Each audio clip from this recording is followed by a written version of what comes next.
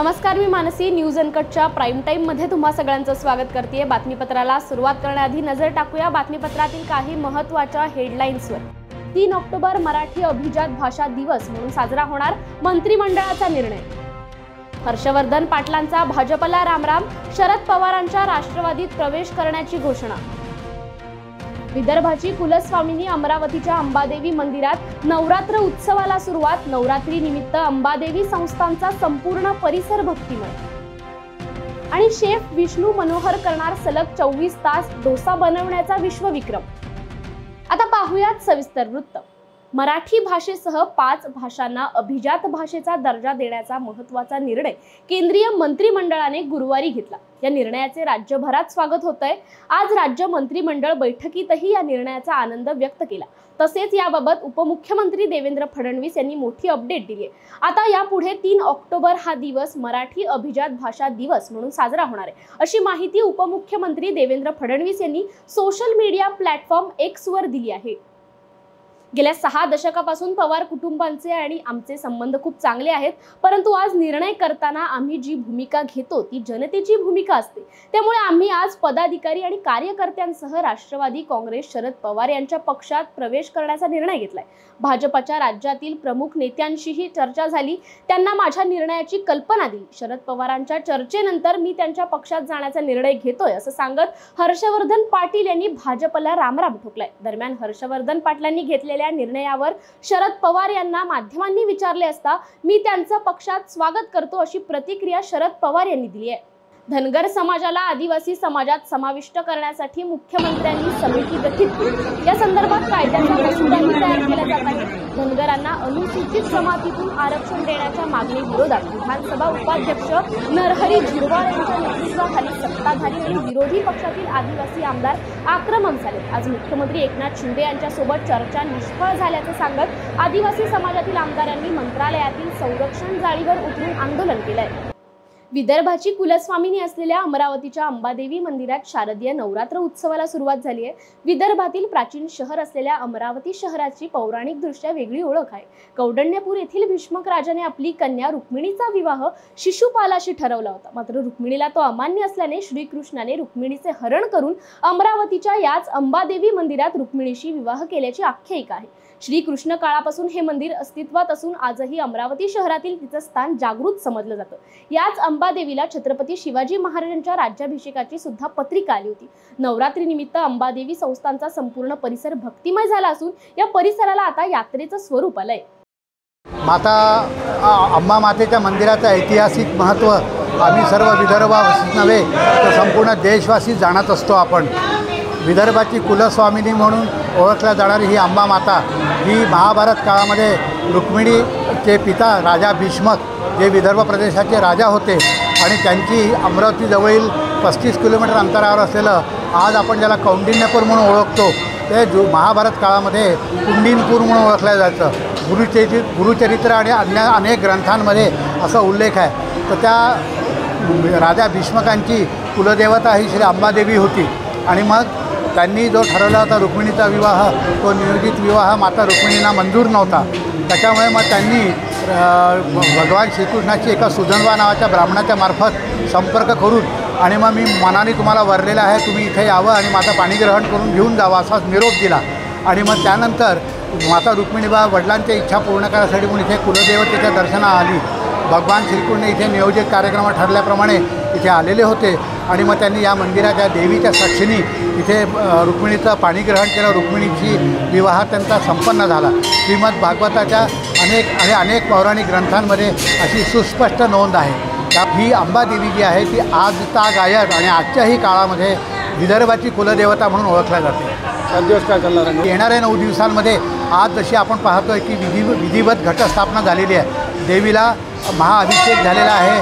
त्याच्यानंतर विधिवत घटस्थापना झालेली आहे. उद्यापासून रोज सकाळी 5 वाजता घटाची पूजा होत जाईल. त्याच्यानंतर पंचमीला ललिता पंचमीचा एक सुवासिनी भोजनांचा कार्यक्रम असतो. सुवासिनी पूजन त्या दिवशी केलं जात असतं.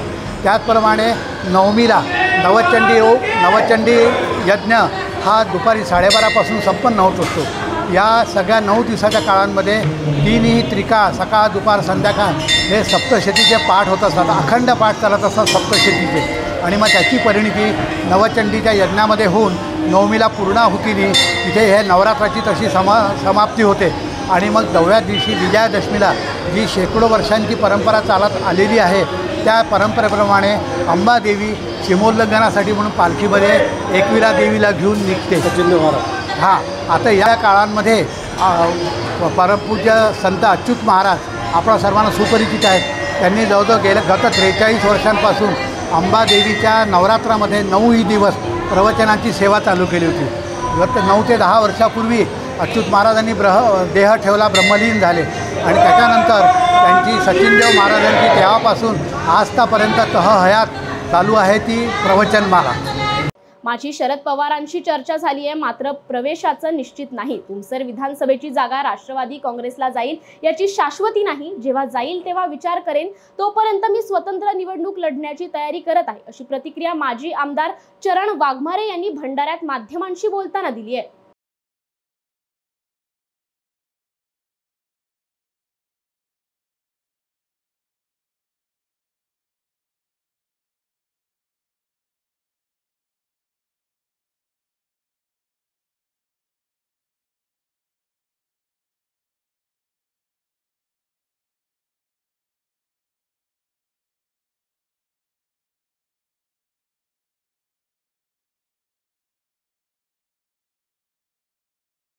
मराठ्यांना डावलून या राज्यात सत्ता स्थापन करणं शक्य नाही. आम्हाला संयमाने राहावं लागतं, कारण आम्ही आशावादी आहोत, असं सांगत मनोज जरांगेंनी मराठा आणि कुणबी एकच असून सरकारने मनात आणलं तर एका दिवसात मराठा आरक्षण मिळेल असा दावा आज अंतरवालीतील पत्रकार परिषदेत केलाय.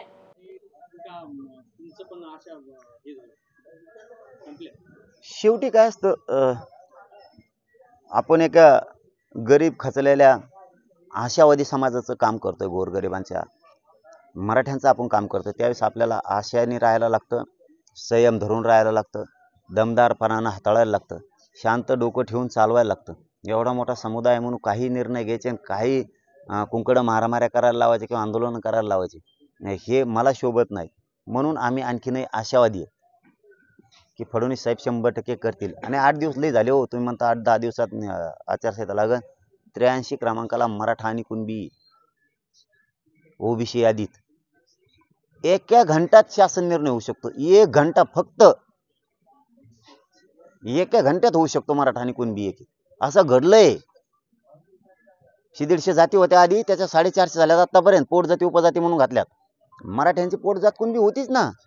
आमचा व्यवसाय एक आहे, रोटीपिटी व्यवहार आहे एक आहे, परंपरागत आमचे सणवार सारखे आहेत, आमचे देव सारखे आहेत, जमिनी सारखे आहेत, त्यांचं आमचं रक्त सारखं आहे. ते बी पॅन्टीज घालते, आम्ही पॅन्टीज घालतो, सारखंच आहे, काहीच बदल नाही. ते गण लावतात, आम्ही गण लावतो, एकामेकाला मुली देतोय, भाकरी खाते ते, आम्ही भाकरीच खातो. सारखा व्यवसाय सुद्धा, त्यांचा शेती आमचा शेती, का त्यांचा शेती आणि आमच्या इकडे समुद्र आहे, आम्ही वाटी आणतो तिकडं. असं काही नाही, सगळं सारखं आहे.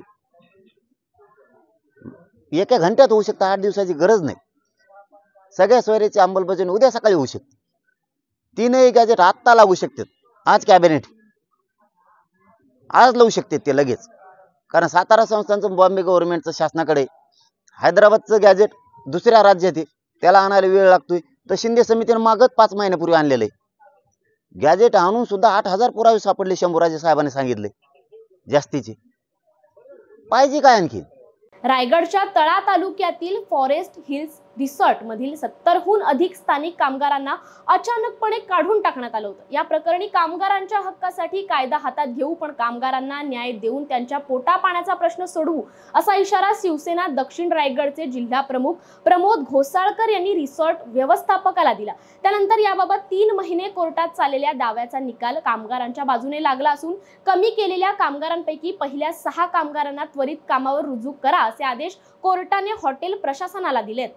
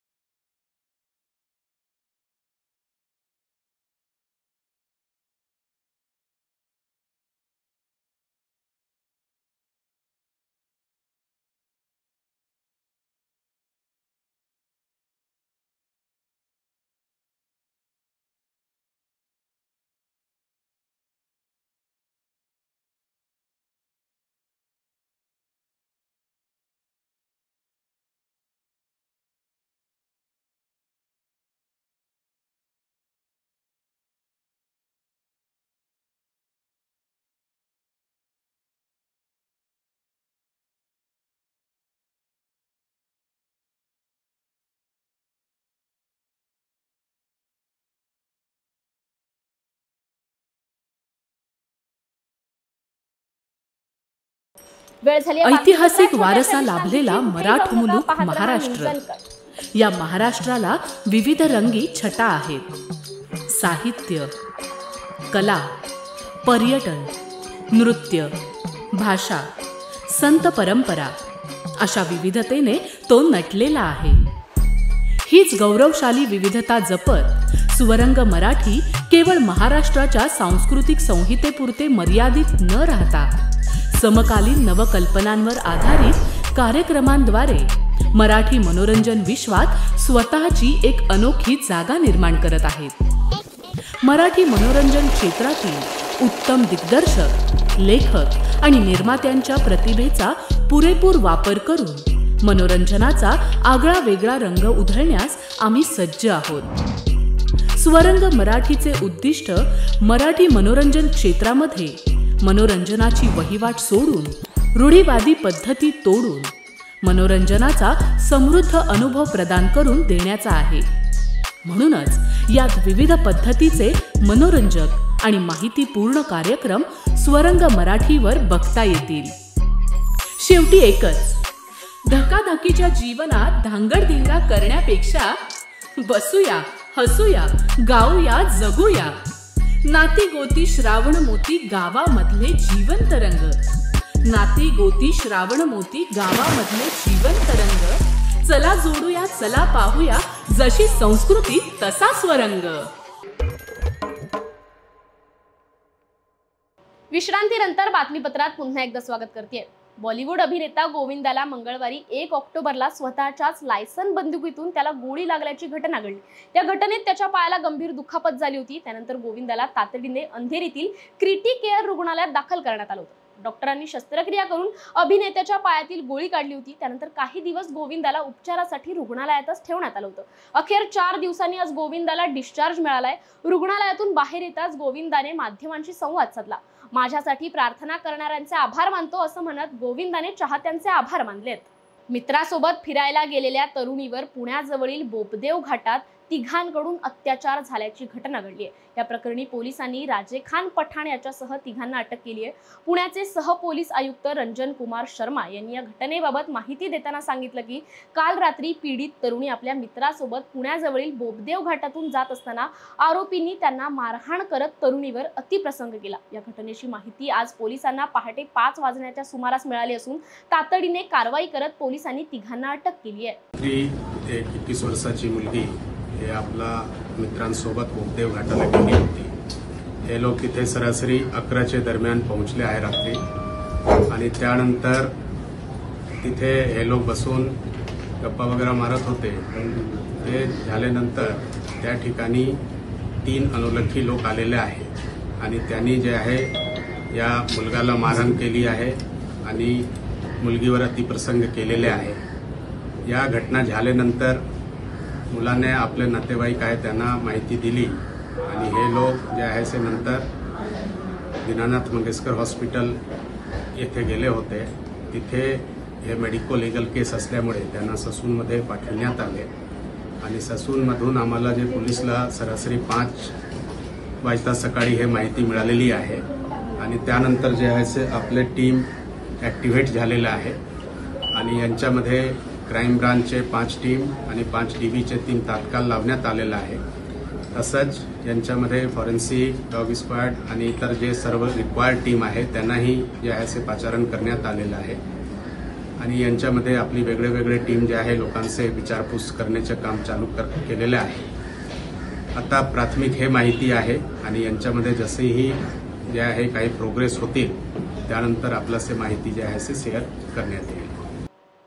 सप्टेंबर महिन्यात झालेल्या अतिवृष्टीने छत्रपती संभाजीनगरच्या सोयगाव तालुक्यातील 19,489 हेक्टर क्षेत्रावरील पिकांच्या नुकसानीपोटी प्रशासनाकडे 26,50,52,717 रुपयांची मागणी करण्यात आली. दसऱ्यानंतर निवडणुकीची आचारसंहिता लागण्याची शक्यता असून हा निधी दिवाळीपूर्वी नुकसानग्रस्त 32,988 शेतकऱ्यांना मिळेल अशी माहिती सोयगाव प्रशासनाकडून देण्यात आली आहे.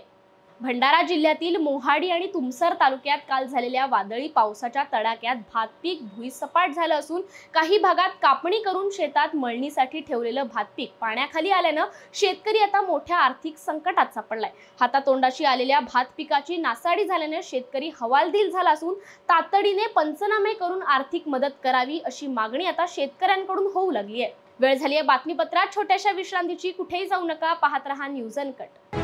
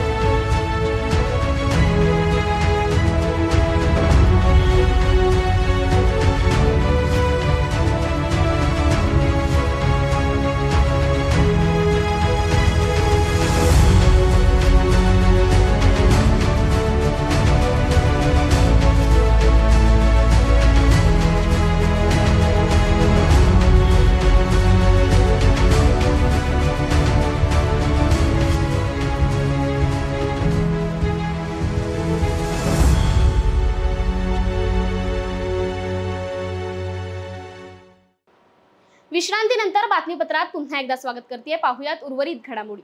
नवरात्र उत्सवानिमित्त जालना शहरात रात्री 10 वाजेपर्यंत नियमांचे पालन करून डीजे वाजवण्यास पोलिसांकडून परवानगी देण्यात आली असून माजी मंत्री अर्जुन खोतकर यांनी यासाठी मुख्यमंत्री एकनाथ शिंदे आणि पोलीस अधीक्षकांमध्ये फोनवरून संवाद करून दिल्यानंतर परवानगी मिळाल्याची माहिती युवा नेते अभिमन्यू खोतकर यांनी दिली आहे। डीजेच्या कर्कश आवाजामुळे सर्वसामान्य नागरिक आणि वृद्ध नागरिकांना त्रास होतो, त्यामुळे खबरदारी म्हणून यंदा डीजे वाजवण्यास बंदी घालण्यात आली होती। डीजे बंद झाल्याने स्वतः तुम्ही भेट दिलेली काय सांगता? आज जालना शहराच्या युवकांची भावना लक्षात घेता स्वतः मी, महेश काका दुसाने, गोपाल भैया काबले, आम्ही सर्व सदर बाजार पोलीस स्टेशन इथे DYSP साहेब, कुलकर्णी साहेब आणि भारती साहेब यांना भेटायला आलो। खरं तर सकाळपासून मला विविध युवकांचे फोन चालू होते की साहेब आज घट बसतायत, माता बसतायत आज, आणि त्या उत्सवासाठी आपल्याला डीजेला परमिशन भेटत नाही। जसं आपल्याला मुख्यमंत्री एकनाथरावजी शिंदे साहेब सांगतात की महाराष्ट्रामध्ये हा जोराशोरात उत्सव साजरा झाला पाहिजे। मग आम्ही त्या निमित्ताने दोन्ही DYSPची आणि PI साहेबांची भेट घेतली, त्यांना विनंती केली आणि त्यांनी जी चौकट बनवून दिली, जे नियम त्यांचे आहेत, सर्वांच्या देखत मी DYSP कुलकर्णी साहेबांना शब्द दिला की एकही डीजे वाजवताना इथं नियमांचं उल्लंघन होणार नाही असा शब्द मी त्यांना दिला आणि शेवटी त्यांनी आम्हाला सर्वांना डीजे वाजवण्याची परवानगी दिली। खोतकर साहेबांचा फोन आला होता? हो, खोतकर साहेब CM साहेब शिंदे साहेबांसोबत आहे। शिंदे साहेबांचं सुद्धा बोलणं SP साहेबांशी आणि DYSP साहेबांशी खोतकर साहेबांनी करून दिलेलं आहे आणि म्हणूनच आज आम्हाला इथे परमिशन मिळालेली। मराठा आंदोलक मनोज जरांगे यांच्या छत्रपती भवन या संपर्क कार्यालयाचे आज उद्घाटन झालंय। जालन्याच्या अंबड तालुक्यातील शहागड येथील पैठण फाट्यावर हे कार्यालय सर्वसामान्य लोकांच्या समस्या सोडवण्यासाठी सुरू करण्यात आलं असून नारायणगडच्या महंतांच्या हस्ते फीत कापून या संपर्क कार्यालयाचे उद्घाटन पार पडलं। या कार्यालयात राजकारण केलं जाणार नाही असं सांगत मनोज जरांगे यांनी गरीब शेतकरी, शिक्षक, पोलीस, शेतमजूर, सामान्य मराठे आदींच्या समस्या इथून सोडवल्या जातील असं मत माध्यमांशी बोलताना व्यक्त केलंय। लातूरच्या बाभळ गावात नवरात्र महोत्सव समिती तसेच ग्रामपंचायत सेवा सोसायटी तंटामुक्त ग्राम समितीच्या वतीने रामलीला कथेचं आयोजन करण्यात आलंय। बाभळगाव येथील श्री व्यंकटराव देशमुख महाविद्यालयाच्या मैदानावर आंतरराष्ट्रीय ख्यातीचे स्वामी श्री भुवनेश्वर वशिष्ठजी महाराज यांच्या उपस्थितीत तसेच श्रीमती वैशालीताई विलासराव देशमुख यांच्या हस्ते या रामलीला कथेचं उद्घाटन झालं असून या रामलीलेतून भारतीय संस्कृतीचं दर्शन घडतंय। त्यानिमित्त अमितने दसरा मेळा महोत्सव बाभळगावसाठी स्वामी श्री भुवनेश्वर वशिष्ठ महाराज यांना बोलवून रामकथा आयोजित केलेली आहे। याचं आयोजन अमित देशमुख यांनी केलेलं आहे। हे मला वाटतं 10 दिवस दसऱ्यापर्यंत चालू राहणार आहे। आणि मला वाटतं की यांच्या सांगण्याने लोकांचं लक्ष ते लोक वेधून घेतील आणि त्यांच्यामधून जनतेला व्यवस्थितशीर काय आहे रामायणाचं सगळ्या कथेचं सारांश हे समजून घेतील. ह्याचं देखील मला वाटतं हे करणं फार आवश्यक असतं. काही कामानिमित्त वगैरे आपल्याला मनोरंजनासाठी म्हणून, पण आपल्याला आपलं मनसुद्धा स्वच्छ ह्याच्यामध्ये होतं. त्यासाठी मला वाटतं हे करणं आवश्यक आहे.